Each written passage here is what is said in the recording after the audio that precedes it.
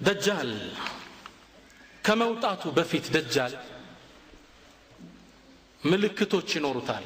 ሁለት ዋና ዋና ደጃል ወደ ፍጡራኑ ከመውጣቱ በፊት ሁለት ምልክቶች አሉት። እነሱን ላስታውሳችሁ። አንደኛ ዩንሳ ዚክሩ፣ ደጃል መወሳት ያቆማል የሚወጣበት አመት አካባቢ። የቁሉ ነቢዩ ሰለላሁ ዐለይሂ ወሰለም ነቢያችን ምን ይላሉ? ላ የኽሩጁ ደጃል፣ ደጃል እኮ ወደ ኡመቶች አይወጣም ሐታ የዝሀለ ናሱ አን ዚክሪ ወሐታ ተትሩከ ልአኢመቱ ዚክረሁ ፊል መናቢር። ደጃል አይወጣም ህዝቦቹ እሱም ማስታወስ እስካቆሙ ድረስ ቢሆን እንጂ።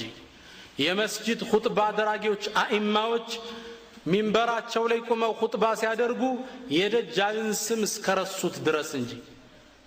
በዛን አመታት ደጃል የሚያወሰው ይጠፋል፣ ስሙ ይዋጣል። ያኔ ደጃል ይወጣል። አንዱ ምልክቱ ምንድነው?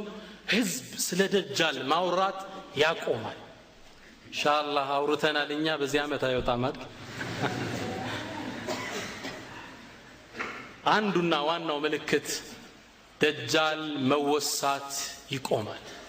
ሁለተኛው ትልቁ ምልክት መልሐመቱል ኩብራ፣ ከትልቅ የሙስሊሞቹ የጦር ድል በኋላ ነው የሚወጣው። ሙስሊም ላይ በስፋት ተዘግቧል። አጠር ላርግላችሁ። ሙስሊሞቹ ከ80 ባንዲራ ይዘው ወይም 80 አገሮች ጋር ጦርነት ይገጥማሉ። ያኔ ሙስሊሞች በመጀመሪያ ቀን ይሸነፋሉ። ሁለተኛ፣ ሶስተኛ፣ አራተኛው ቀን ላይ ይላሉ ረሱላህ ሰለላሁ ዐለይሂ ወሰለም ናሃض عليهم بقيه اهل الاسلام፣ የዲን الاسلام ሰራዊት እንዳለ ይሳተፋል። እንዳልነበር አድርገው ነሳራሁን ያጠፉታል፣ እንዳለ ይገሉታል። ሐታ ይላሉ ረሱል የዚህን ያማሟታቸውን ክብደት ሲናገሩ ሐታ ان الطائر لا يمر بجنباتهم فما يخلفكم حتى يخر ميتا። አንድ እርግብ እዚህ ተነስቶ እነሱን አልፎ ሳይሄድ የነሱ የጀናዛው ሽታ መሃል ላይ በገሎ ይጥለዋል ይላሉ ረሱል ሰለላሁ ዐለይሂ ወሰለም። የመብዛታቸው መሞት ሸይጣን የሱ ሰራዊቶች እንደዛ ሲሸነፉ ሲሞቱ ሲያይ ይቆጣል።